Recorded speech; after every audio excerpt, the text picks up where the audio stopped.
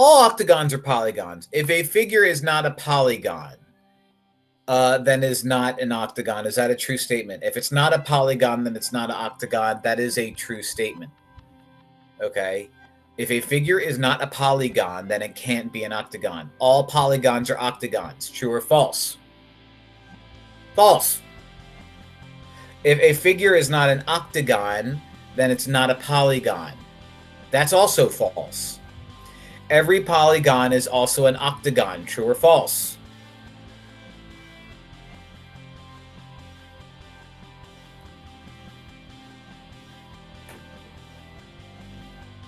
I fell asleep due to boredom.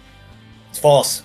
A figure is an octagon if and only if it is a polygon. Is that a true statement? A figure is an octagon if it is a polygon. That would be a biconditional statement. So those are the only two that we could select. So I have a feeling, again, we're going to have a fun-filled day full of confusion and, not confusion, but it's very imperative that you're focusing and I have your full concentration, because geometry, at least the beginning of geometry, steps away from math in a very big way. It is a lot more complicated. And for somebody like me personally, I have to block out all the outside noise, which I know isn't easy for everybody because there's family and siblings. But, this is not like math where you can just absorb it for some of you and it just makes sense. We got a lot of logic and reasoning going on here. I will be able to use the law of detachment and the law of syllogism. They both sound great. Law of detachment, speaking of Halloween. Law of detachment. First off, before we talk about the law of detachment, the process that detectives use to identify who is most likely responsible for a crime is called deductive reasoning. He looks for clues. He gets out his magnifying glass and he says, "It seems to me that the murderer used a lead pipe and it was Colonel Mustard in the study." And he knows that because he was able to find clues that would lead that to a proof. It proves his point. He's not just going to go based off of a pattern. That would be inductive reasoning. And I believe that's the next sentence, or maybe not. Nope. Yes, it is. Unlike inductive reasoning, which uses a pattern of examples or observations to make conjecture, deductive reasoning uses facts, rules, definitions, or properties to reach a logical conclusion from given statements. Okay, so tomorrow is election day. If in 2004 I voted at the fire hall, and in 2008 I voted at the fire hall, and 2012 I voted at the fire hall, and 2016 I voted at the fire hall, you're not allowed to just be like, well, in 2020 Mr. Perich is voting at the fire hall. That would be inductive reasoning. Okay, that's me following a pattern and basing my example off of the pattern. Okay, deductive reasoning would be like, Mr. Perich got a letter, and in the letter it says, your voting place is now the courthouse. And so therefore, Mr. Perich is voting at the courthouse, and there's a fact that I got. There's a fact that I got a letter. Who am I voting for? Yeah, let me quick tell you what it is. Hold on. That is who I'm voting for. All right, now that we got that out of the way, so deductive reasoning takes fact, absolute fact, in order for you to see if something's true or not true. If you don't have fact, if you don't have clues or definitions or rules, then it's not deductive reasoning. You need facts. Determine with each conclusion is based on inductive or deductive reasoning. Deductive reasoning is, again, when you have facts. Inductive reasoning is when you have patterns. So problem 1, students at Olivia's high school must have a B average in order to participate in sports. Olivia has a B average, so she concludes that she can participate at school, in sports at school. Is that true based off of fact, or is that possibly true because there's patterns there? What do we have, fact or patterns? It's true. It is true, but is it based off of, okay, so Santiago says it's true based off of fact, which means this is deductive reasoning. I'll put a D there for deductive reasoning. And I agree. Okay. The fact is that they have a B average. Okay. What would make it inductive reasoning is last year he was eligible to participate, or Olivia. Last year Olivia was eligible to participate. The year before Olivia was eligible to participate. Therefore, this year she's eligible to participate. Well, maybe she's not. Maybe she's failing. Holly notices that every Saturday her neighbor mows his lawn. Today is Saturday. Holly includes her neighbor will mow the lawn. Is that based off of pattern or absolute fact? That statement. Pattern. Pattern. So good. This would be inductive reasoning because maybe it's going to rain today. You know, and maybe Holly's new to the neighborhood, and you know, maybe for the last 5 weeks it's been sunny enough on a Saturday that the neighbors mowed the lawn, but now it's super raining and it's thunderstorming. I don't think Holly's, you know, neighbor is going to go out. So again, we have to think a little bit here. It's not like, oh, cool, an equation. I know what to do because I always do it that way. You have to think a little bit. All right. While a counterexample is enough to disprove a conjecture, by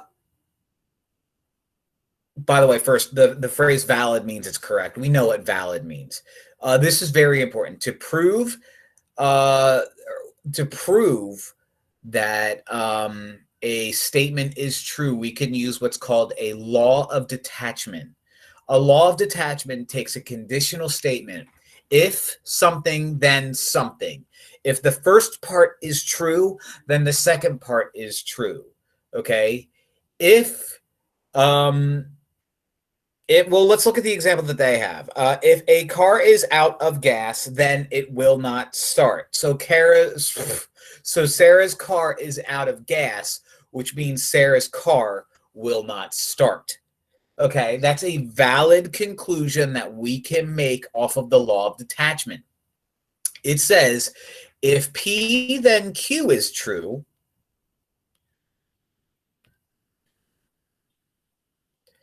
and if P is true, then Q is true. Okay. If my father is a registered Republican, then he will vote for the Republican candidate. My father is a registered Republican, so it's safe to say that my dad's voting for Grump is correct. Okay.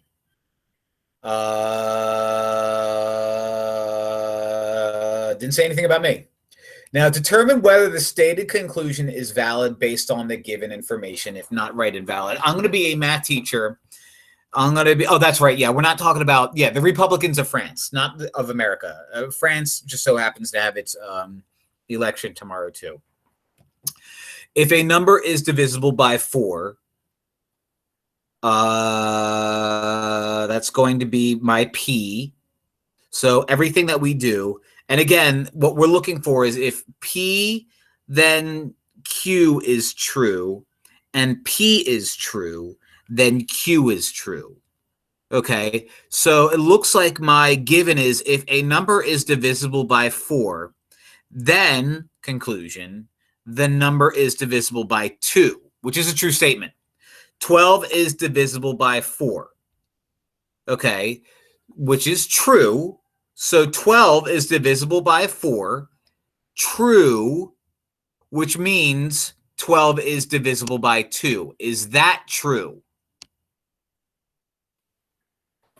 So again, P then Q is true. P is true, which would mean that Q is true. And I saw Santiago had true up there. I'm assuming he's talking about this. But this is a true statement. Okay. If Elon stays up late, he will be tired the next day. Okay, so Elon stayed up. Oh, you know what? I should have made that red. Sorry. Elon stayed up late. So Elon staying up late is my P. Q is he will be tired the next day. Elon is tired. Well, that's my Q. It's not my P. Is Elon's being tired completely dependent on the fact that he definitely stayed up late last night? Yes. Say the opposite of yes. No. No is correct. So maybe he was tired because he's sick. I don't know. So we could say false. Because what we were given, or actually, you know what? I should say invalid. I'm sorry. I should say valid and invalid, not true and false. Valid and invalid. This is an I. And the reason why this is an invalid is because this was in the form if P then Q, Q. And that's not what I want. If P then Q, P is what I want. Okay, it is reverse, exactly. Okay. Make sure that math only is on the chat, please, and nothing that is not math related. I would very much appreciate it. Rest in peace, Harambe, who's a gorilla. Determine whether each conclusion is valid based on the given information. If not right, invalid. Explain your reasoning using a Venn diagram. What's a Venn diagram? You've seen Venn diagrams. There's memes all over the place where it's like me wanting to do my work, me getting enough sleep. Here I'm not. And it's funny and everybody laughs. Well, this is not funny. If a primate is an ape, then it does not have a tail. So the Venn diagram that's created here is apes and then with tails. If it's an ape, it won't have a tail. Okay. Now they're saying if a primate is an ape, then it does not have a tail. So that's the picture that they drew here. Coco is a primate, great, who does not have a tail. So Coco is a primate without a tail. Therefore, Coco is not an ape. Wait a minute. Oh, wait, Coco is a primate. Wait. A primate is an ape. If a primate is an ape, then it does not have a tail. Coco is a primate who does not have a tail. Coco is an ape. Oh, well, maybe there's other maybe, okay, it's still invalid because maybe there's other types of primates without tails. So we can't, yeah, Santiago says monkey. I think monkeys have tails, though. But I'm sure there's monkeys out there without tails, or maybe a monkey had its tail chopped off. I don't know. We're saying invalid because that's not enough information. The law of syllogism, something that you will use quite a bit if you decide to pursue math as a career. And I'm assuming that after this class, most of you will probably change your mind. The law of syllogism is basically if A then B, or then what do they say? Okay, if P then Q and Q is R, then P then R. You're skipping basically the in between. Okay, if I were to drive my car from my house to Wawa and then from Wawa to work, I'm going from my house to work. Okay, in the end. All right, that's the law of syllogism. If you know Mr. Perich is your math teacher and you're in math, then wait, no, that's not make sense. If Mr. Perich is a man and a man is strong, then Mr. Perich is strong. Are you following me here, ladies? So the example that they have here is if you get a job, you will earn money. If you earn money, then you will buy a car. So see how the middle parts kind of like are the same? Then you could jump from the beginning to the end. If you get a job, then you will buy a car. This is geometry, yes. All right, so here we are. Determine whether each statement is valid based on the information. If not right, invalid. Explain your reasoning. If a triangle is a right triangle, then it has an angle that measures 90 degrees. If a triangle has an angle that measures 90 degrees, okay. So I'm going to highlight this. Can you see the highlight at all? No, you really can't. I disagree with my ability to highlight. So I'm going to go back to the regular colors. I'm going to call that sentence P. I'm going to call that sentence R. I'm sorry, Q. And just so happens this sentence is basically the same thing. So I'm putting green boxes around that because they're the same thing. So P becomes Q, and that's my and. Q becomes this guy, which we're going to call R. Why couldn't the pirate get into the movie? Because it was rated R. Based on that information, we could say then P becomes R.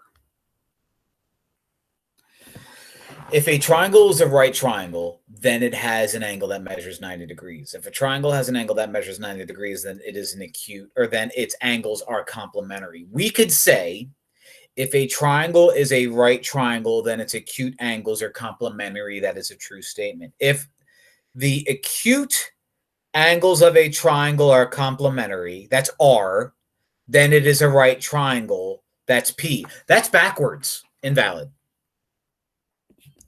So what I'm doing is I'm looking at my sentence and I'm trying to make sure that it's either looks like that, or looks like that. If it doesn't look like any of these three, it's an invalid statement. This is saying if the acute angles of a triangle are complementary, which is the R, then it's a right triangle, which is P. This is R, then P, which is not an invalid or not a valid statement according to what we have given to us. It could be true, but I don't know.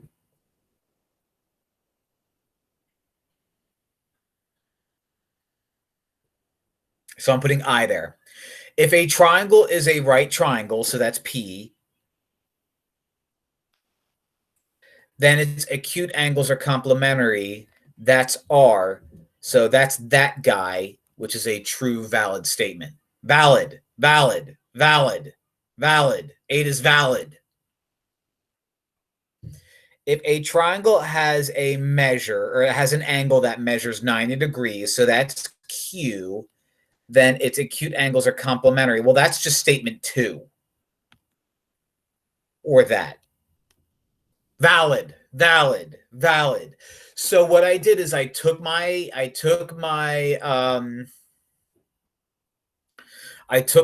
two statements, I highlighted what they are, and since in statement 1, the end of statement 1 was the same as the beginning of statement 2, I can assume the law of syllogism, which says if P then Q and Q then R, then Q then R. P then R.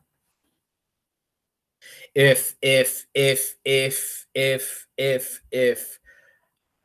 I wake up in the morning, I'm going to get a cup of coffee.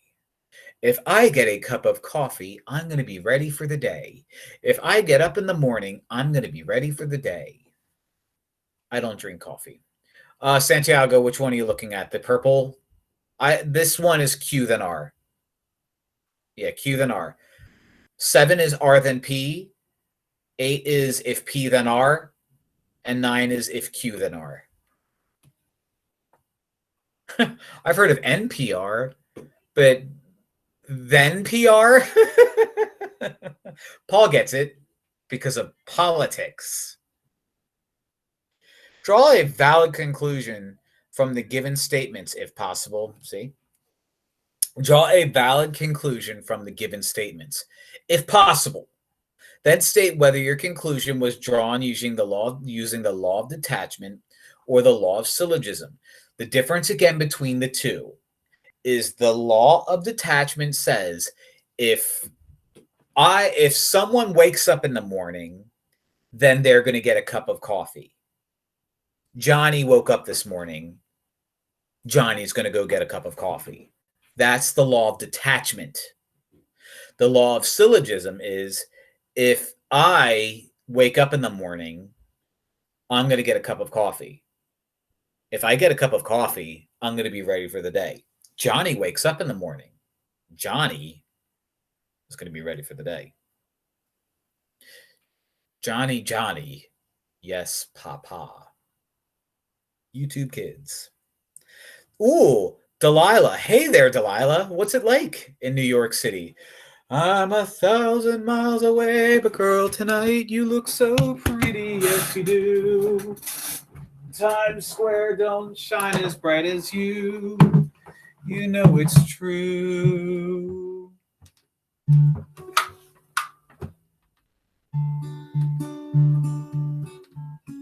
I doing it wrong?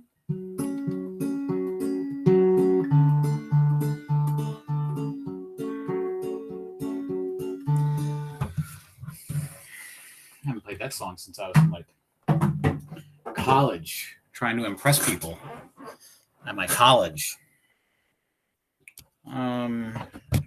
You probably heard that song. If Delilah finishes her chores, she will receive her allowance. If Delilah receives her allowance, she will buy a new shirt. So I'm supposed to draw a valid conclusion, then state whether it is using the law of detachment or the law of syllogism. If Delilah finishes her chores, she will receive her allowance. If Delilah receives her allowance, she will buy a new shirt. What we have going on here is two statements, where the first statement, the very end of the first statement, is an exact match. The very end of the first statement is an exact match of the very beginning of the second statement, which tells me law of syllogism. So logically, what I can say about 10, which is the law of syllogism, and I'm just going to put los, which means the plural.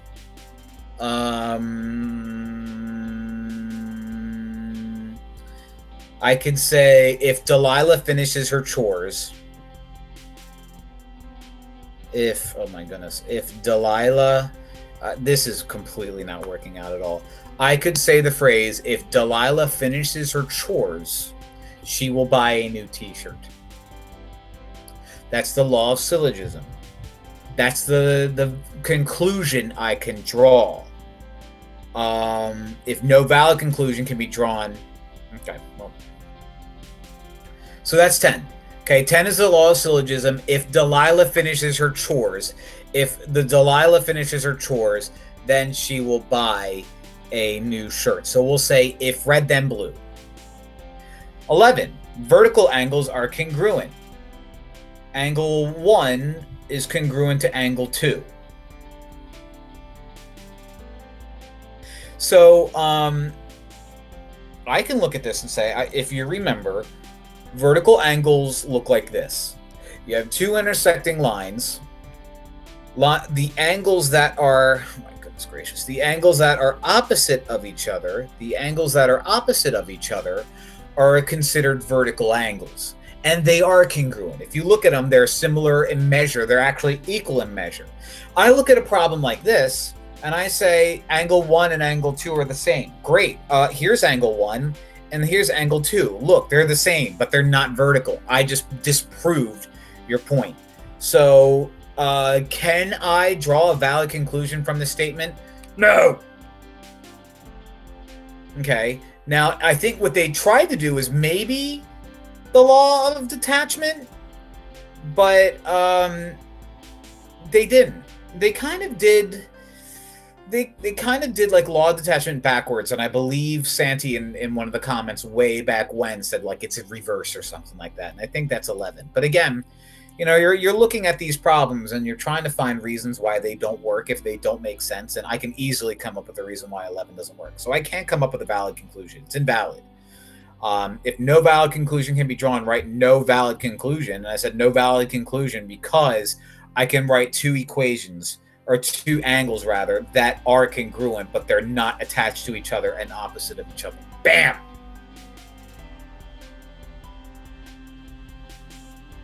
Determine whether each statement is...